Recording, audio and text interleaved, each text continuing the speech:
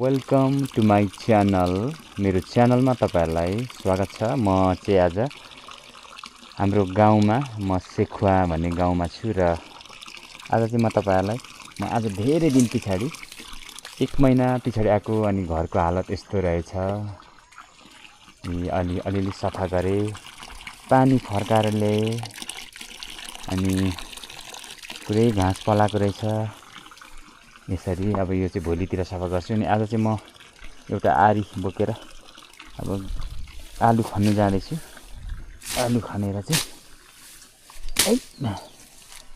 आलु पनि खन्ने मेरो छैन, टिप पनि छैन। अनि यो यसले खन्छु आलु। एउटा बोट खनेर हेर्छु कति फलेको छ। बसमा चाहिँ यसमै हेर्नु पर्यो।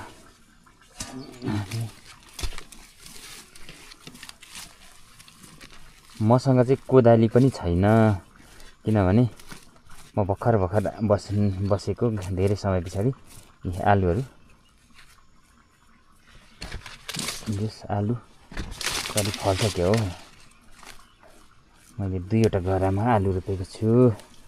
अनि अब यो आज चाहिँ म आलु नै खानु पर्यो भनेर एकदमै सोच विचार गरेको छु। एउटा बोटमा फलेको आलु फर्स्ट बोट खन्दैछु मैले। यति नै हो कि के हो, एकदम रहेछ। तर आलु अहिलेसम्म छिप्पी गएको चाहिँ छैन, कलिलै छ। यतापट्टि साह्रो मजाले त फलेन आलु। भित्रभित्र गएको छ कि छैन।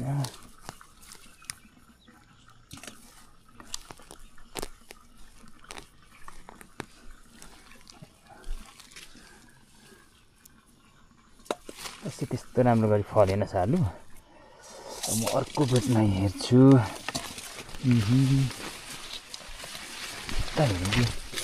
बिचतिर गएर साह्रो ठुल्ठुलो बोटमा पनि आलु खासै हुँदैन। यसमा हेर्नु पर्यो। तर आलु अहिलेसम्म छिपेको त छैन आलु।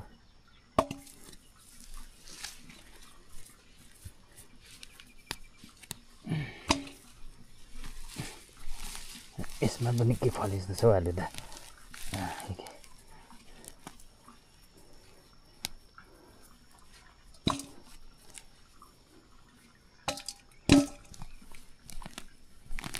यसमा निकै फले जस्तो छ आलु।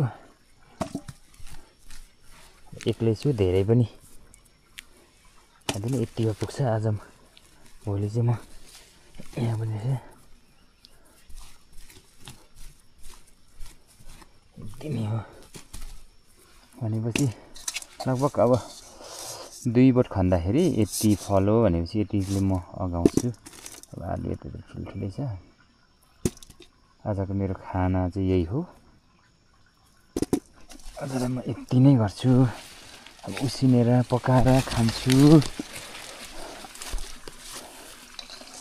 एकदमै हुन्छ। म बाँकी भिडियोहरू लगाउँदै गर्नेछु। पानी पनि अघि फर्काएर भर्खरै लिएर आएको। अनि राम्रो सङ्लो पनि छैन होला, पिउने पानी त यहाँ अर्को छ, सानो छ। हुन्छ, भिडियो अफ गरेँ।